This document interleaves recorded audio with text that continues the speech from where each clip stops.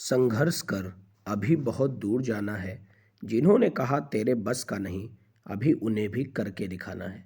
नमस्कार दोस्तों, मैं वैभव विवेकानंद स्टडी सेंटर के online platform success with VSC में आप सभी का तहे दिल से स्वागत करता हूं। आज है 19 फरवरी 2023। तो आज की क्या है इम्पोर्टेंट करंट अफेयर विस्तार से जानेंगे। एक एक न्यूज़ को बहुत अच्छे से पढ़ेंगे। मैं आपको बता दूं, जितने भी लोग पहली बार इस चैनल से जुड़ रहे हो, इस चैनल के माध्यम से डेली करंट अफेयर की जाती है और लगातार 154 एपिसोड हो चुके हैं।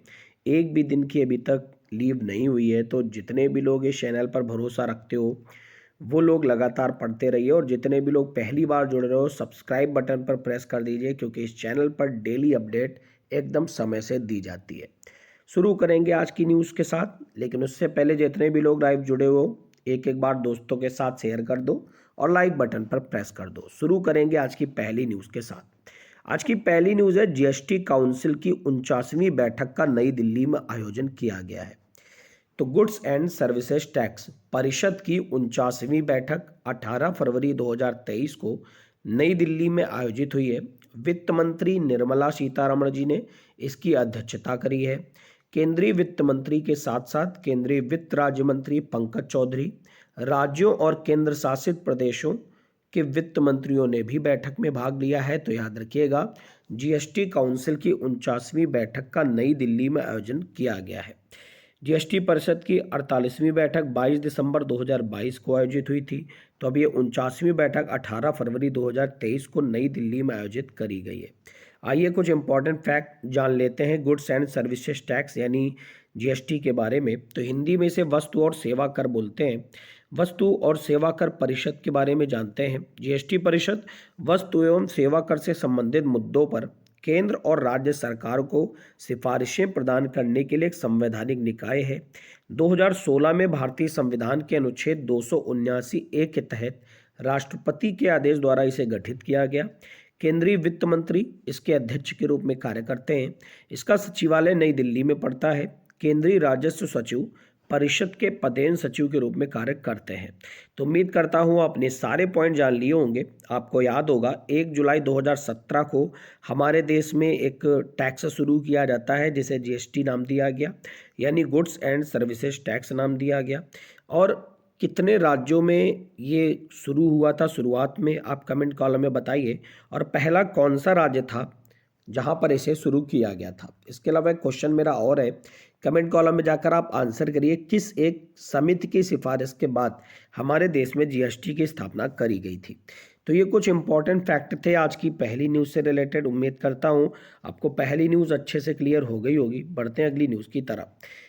अगली न्यूज़ है, सरकार ने केटीएफ और जम्मू कश्मीर गजनवी फोर्स को आतंकवादी संगठन घोषित किया है। तो गृह मंत्रालय ने गैर कानूनी गतिविधि अधिनियम 1967 के तहत खालिस्तान टाइगर फोर्स यानी केटीएफ और जम्मू कश्मीर गजनवी फोर्स को आतंकवादी संगठन घोषित किया है। केटीएफ एक उग्रवादी संगठन है जिसका उद्देश्य पंजाब में आतंकवाद को पुनर्जीवित करना है। जम्मू कश्मीर गजनवी फोर्स को जम्मू कश्मीर में घुसपैठ की कोशिशों, नशीले पदार्थों की तस्करी और आतंकी हमलों को अंजाम देने में शामिल पाया गया है। उम्मीद करता हूँ ये सारी न्यूज़ आपको अच्छे से क्लियर हो गई होगी। ठीक है गाइज, अब गृह मंत्रालय ने ही हरविंदर सिंह संधू को आतंकवादी घोषित किया है। तो आइए इस न्यूज़ को भी जान लेते हैं। गृह मंत्रालय ने हरविंदर सिंह संधू रिंदा को आतंकवादी घोषित किया है। वह आतंकवादी संगठन बब्बर खालसा इंटरनेशनल से जुड़ा था और वर्तमान में पाकिस्तान के लाहौर में रहता है।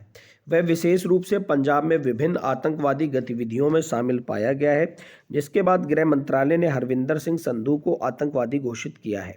उसे गैरकानूनी गतिविधि अधिनियम 1967 के तहत आतंकवादी घोषित किया गया है। तो ये दोनों न्यूज़ आपके लिए बहुत ही ज़्यादा इंपॉर्टेंट रहेंगी। दोनों एक दूसरे से लिंकेज न्यूज़ हैं।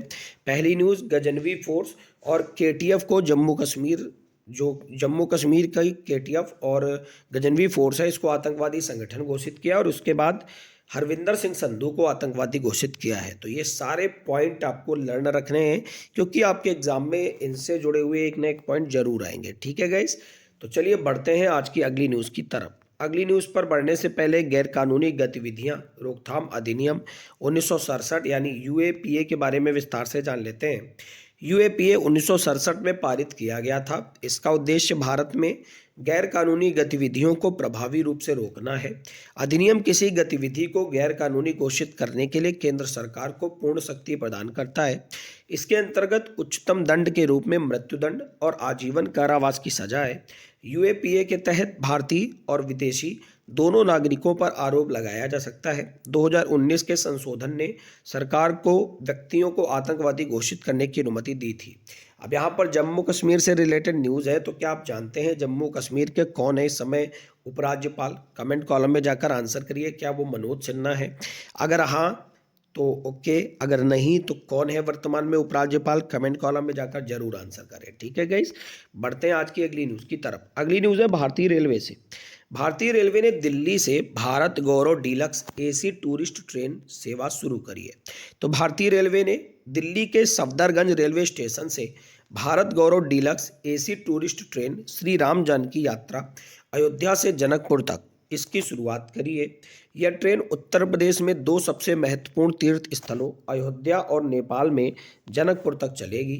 ट्रेन अपनी 7 दिन की यात्रा के दौरान अयोध्या, नंदीग्राम, सीतामढ़ी, जनकपुर, वाराणसी और प्रयागराज से होकर गुजरेगी।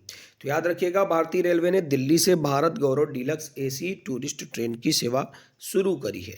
कौन है भारतीय रेलवे के प्रमुख, क्या आप जानते हैं? अभी कुछ दिन पहले ही उनकी अपॉइंटमेंट हुई थी। कमेंट कॉलम में जाकर आप जरूर आंसर करें कि भारतीय रेलवे बोर्ड के वर्तमान में प्रमुख कौन है। मैंने आपको बताया हुआ है। इसके अलावा बात करें रेलवे मिनिस्टर प्रेजेंट टाइम में कौन है, तो ये अश्विनी वैष्णव साहब हैं। बढ़ते हैं आज की अगली इंपॉर्टेंट न्यूज़ की तरफ। जैसा कि आपको पता है, अभी मैंने आपको 2-3 दिन पहले ही पढ़ाया था कि 13 राज्यों के नए गवर्नर बने हैं। तो उन लोगों ने अब शपथ लेनी शुरू कर दी है। तो रमेश बैस बने हैं महाराष्ट्र के राज्यपाल, इन्होंने शपथ ले ली है। 22वें राज्यपाल बने हैं महाराष्ट्र के। भगत सिंह कोश्यारी का इन्होंने स्थान लिया है। और बात करें रमेश बैस की, तो इससे पहले वो झारखंड के राज्यपाल थे। उन्होंने इससे पहले केंद्रीय इस्पात और खनन, रासायन और उर्वरक, सूचना और प्रसारण, पर्यावरण और वन राज्य मंत्री स्वतंत्र प्रभार के रूप में भी कार्य किया हुआ है। और छत्तीसगढ़ के रायपुर से 7 बार भाजपा सांसद रह चुके हैं। तो याद रखिएगा गाइस, रमेश बैस बने हैं महाराष्ट्र के राज्यपाल। महाराष्ट्र की बात करें तो मुंबई इसकी राजधानी है। और यहाँ के ही एक फेमस एक्टर हैं जिनके बारे में आप जानते हैं, रितेश देशमुख। मैंने इनका नाम क्यों लिया है, तो इनके पिताजी विलासराव देशमुख भी वहाँ के सीएम रह चुके हैं। ठीक है गाइस, बढ़ते हैं अगली न्यूज़ की तरफ। अगली न्यूज़ है कतर ने भारत के फ्रोजन सी फूड पर से प्रतिबंध हटा दिया है। तो कतर ने भारत के फ्रोजन सी फूड के आयात पर अस्थायी प्रतिबंध हटा दिया है। नवंबर 2022 में फीफा विश्व कप के ठीक पहले भारत से जाने वाली कुछ खेपों से विब्रियो कोलेरा का कथित रूप से पता चलने के बाद प्रतिबंध लगाया गया था।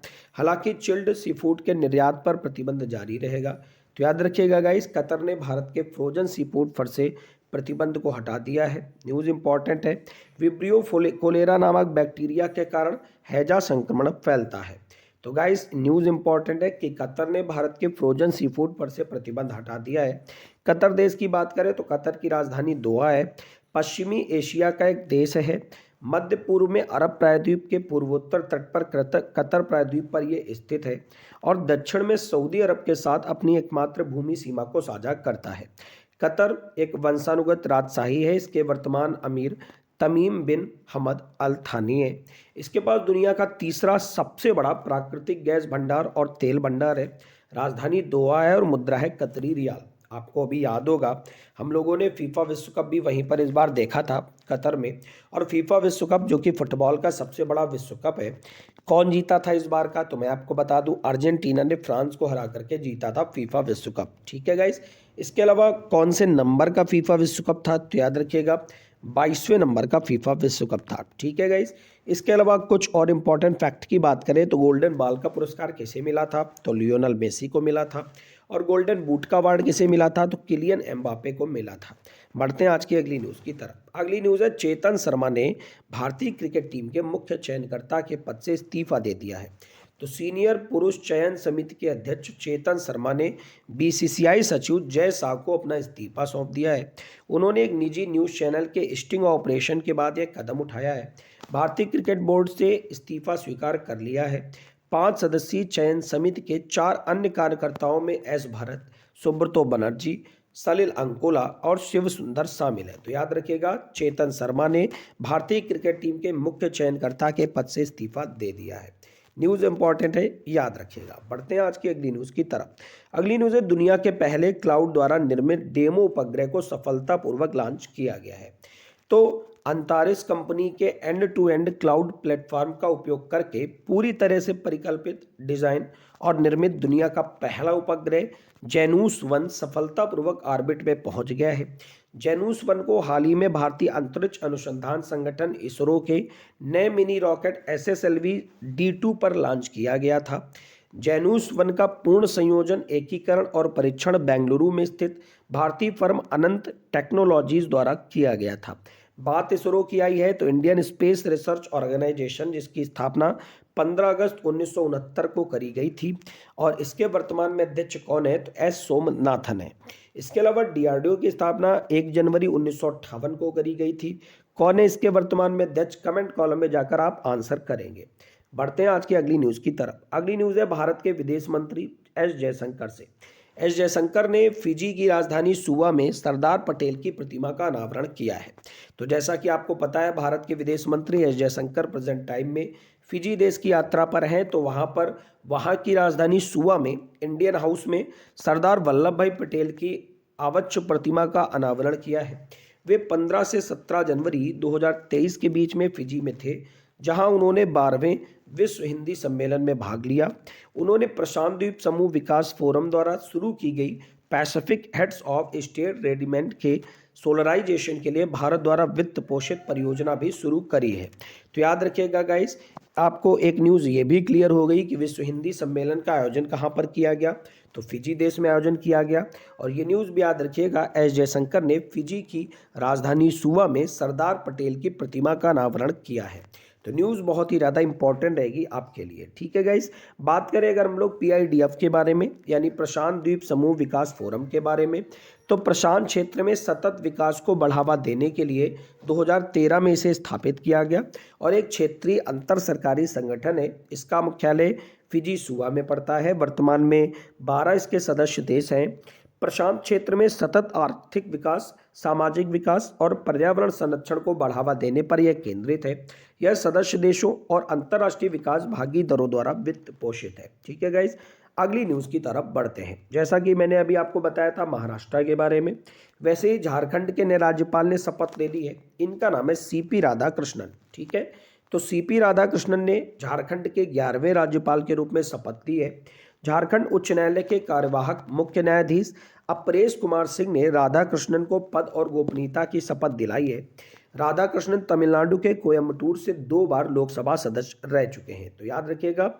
और इन्होंने रमेश बैस का स्थान लिया है। जैसा कि आपको पता है, रमेश बैस प्रेजेंट टाइम में महाराष्ट्र के राज्यपाल बन गए हैं, तो झारखंड के राज्यपाल बने हैं CP राधाकृष्णन। बात करें तो इसकी राजधानी रांची है और रांची एकमात्र ऐसी राजधानी है जहां से कर्क रेखा 2 बार होकर गुजरती है, ठीक है गाइस। अगली न्यूज़ की तरफ बढ़ते हैं। अगली न्यूज़ है, पंजाब में पहला राज्य स्तरीय झींगा मेला शुरू किया गया है। तो पंजाब का पहला राज्य स्तरीय झींगा मेला 17 फरवरी 2023 को मुक्तसर जिले के एना खेड़ा गांव में शुरू किया गया है। यह मेला झींगा पालन के बारे में अधिक जागरूकता पैदा करने और लोगों को इसकी खेती करने के लिए प्रोत्साहित करने के लिए राज्य सरकार का एक प्रयास है। तो याद रखिएगा, राज्य के खारे भूजल का प्रभावी ढंग से उपयोग करने के उद्देश्य से 2016-17 में पंजाब में झींगा की खेती शुरू करी गई थी। तो न्यूज़ इंपॉर्टेंट रहेगी आपके लिए कि झींगा मेला शुरू किया गया है पंजाब राज्य में। पंजाब की राजधानी क्या है तो क्या आप जानते हैं? अमृतसर। और बात करें पंजाब की राजधानी क्या है तो अमृतसर वहाँ का बड़ा शहर है, चंडीगढ़ राजधानी है। इसके अलावा पंजाब में CM प्रेजेंट टाइम में कौन है तो वहाँ के CM इस समय भगवंत मान है। बढ़ते हैं आज की अगली न्यूज़ की तरफ। उससे पहले पंजाब के बारे में कुछ इंपॉर्टेंट फैक्ट जान लेते हैं। क्षेत्रफल के हिसाब से 19वां सबसे बड़ा भारतीय राज्य है और आबादी के हिसाब से 16वां सबसे बड़ा भारतीय राज्य है, जिसमें 23 जिले हैं और मैंने जैसा कि अभी आपको बताया, अमृतसर वहाँ का सबसे बड़ा शहर है, जिसकी स्थापना 1570 के दशक में सिख गुरु रामदास ने करी थी। पंजाबी भाषा गुरुमुखी लिपि में लिखी जाती है। ये क्वेश्चन बहुत ही बार एग्जाम में आया है। और राजधानी इसकी चंडीगढ़ है। राज्यपाल बनवारी लाल पुरोहित हैं। मुख्यमंत्री भगवंत मान है। आधिकारिक पशु ब्लैक बक है। और लिंगानुपात 2021 के अनुसार 938 प्रति 1000 पर है। तो ये थी आज की ओवरऑल न्यूज़। आपको क्लास कैसी लगी कमेंट कॉलम में जाकर आप जरूर बताएं। अगर आपको क्लास अच्छी लगी है तो लाइक बटन पर प्रेस करना ना भूलें, दोस्तों के साथ शेयर करना ना भूलें, और चैनल में पहली बार जुड़ रहे हो तो सब्सक्राइब करना ना भूलें। आपका दिन मंगलमय हो। Thank you everyone. God bless you all.